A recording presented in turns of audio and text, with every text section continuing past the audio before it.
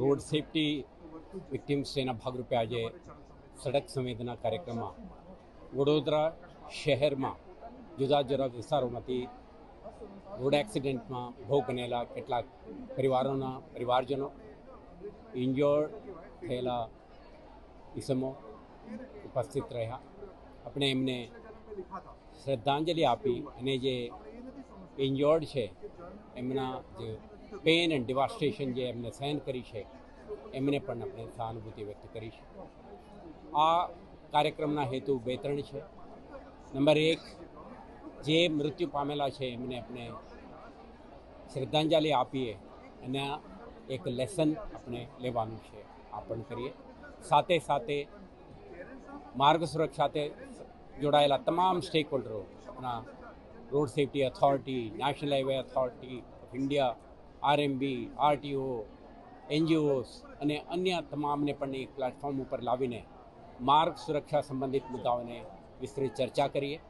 અને ત્રીજું, વડોદરા શહેરવાસીઓ જે આખા એફર્ટના કેન્દ્ર બિંદુ તરીકે છે એમને પણ એક જનજાગૃતિ બને અને દરેક નાગરિક, દરેક રોડ યુઝર વાહન ચલાવતી વખતે નિયમોનું પાલન કરે, સુરક્ષા સંબંધિત તમામ પગલાઓ ભરે અને સાથે સાથે પેડેસ્ટ્રિયન, સ્ટ્રીટ વેન્ડર્સ કે અન્ય લોકોને પણ જાગૃત બનાવીને એમના સુરક્ષા અંગે ખ્યાલ રાખવાનો એક સંકલ્પ કરીએ. આ પ્રકારનું એક કાર્યક્રમનું આજે આયોજન કરી છે.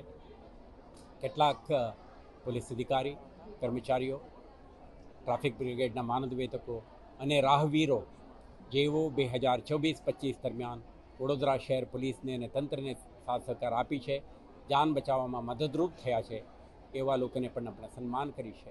હું માનું છું કે આજના દિવસે જે લોકો માર્ગ અકસ્માતમાં જીવ ગુમાવ્યા છે એમના યાદમાં સંકલ્પ કરીએ કે દરેક તબક્કે ટ્રાફિક નિયમોના પાલન કરીશું, પોતાના પરિવારજનોના અને સાથી નાગરિકોના સુરક્ષા અંગે જે કંઈ પગલાઓ ભરવું છે તે લઈશું.